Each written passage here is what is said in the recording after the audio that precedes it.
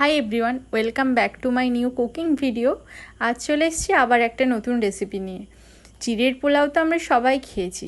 কোনো সময় চিড়ের পোলাও বানাতে গিয়ে চিড়েটা ঘেটে যায় বা কখনো ঠিক মতো হয় না। এভাবে একবার চিড়ের পোলাওটা বানিয়ে দেখবেন, খুব ভালো হয় খেতে।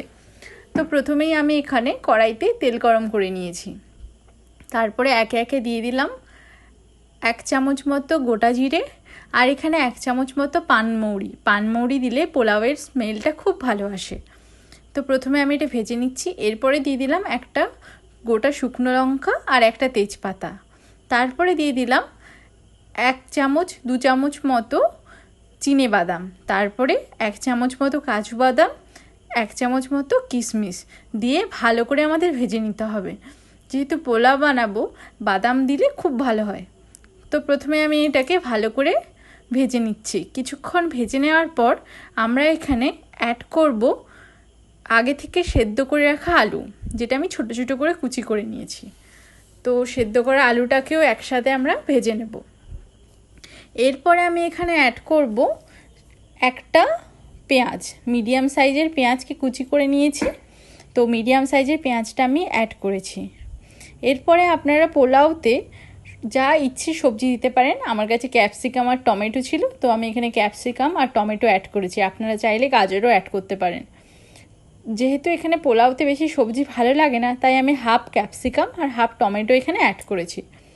অ্যাড করার পর এখানে আমি দিয়ে দিচ্ছি 1 চামচ মতো হলুদ গুঁড়ো আর স্বাদ মতো নুন দিয়ে আমাদের ভালো করে আবার নেড়ে চেড়ে ভেজে নিতে হবে। বারবার নাড়তে হবে যাতে না পুড়ে যায়। তো এখানে আমি কিছুক্ষণ ভেজে নিয়েছি। এরপর আমি এখানে, যেহেতু পোলাওটা একটু মিষ্টি মিষ্টি হয়, তাই জন্য এখানে অ্যাড করেছি স্বাদ মতো চিনি। আপনারা যদি মিষ্টি পছন্দ না করেন তাহলে চিনিটা স্কিপ করতে পারেন, কিন্তু আমি এখানে পোলাও বলে চিনিটা অ্যাড করেছি। স্বাদ মতো চিনি অ্যাড করবেন, তারপরে হালকা ভেজে নিতে হবে।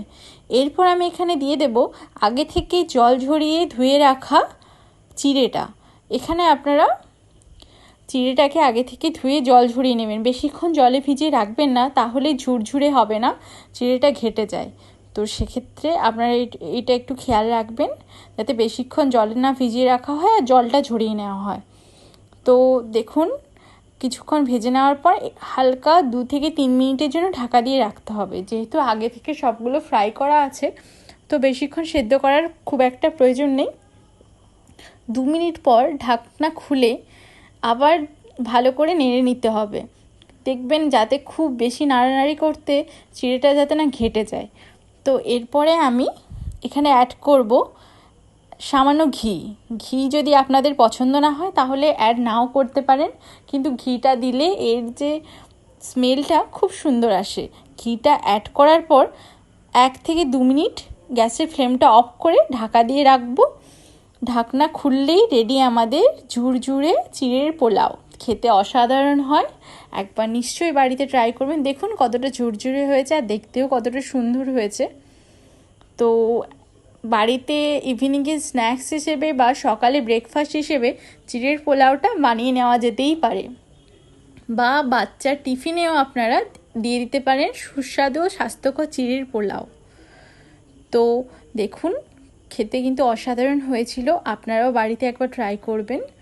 যদি ভিডিওটা ভালো লাগে আমাকে কমেন্টে জানাবেন, আর এরকম ভিডিও দেখতে হলে আমার চ্যানেলটাকে সাবস্ক্রাইব করবেন। সবাই খুব ভালো থাকবেন। দেখা হচ্ছে পরের ভিডিওতে। Bye bye.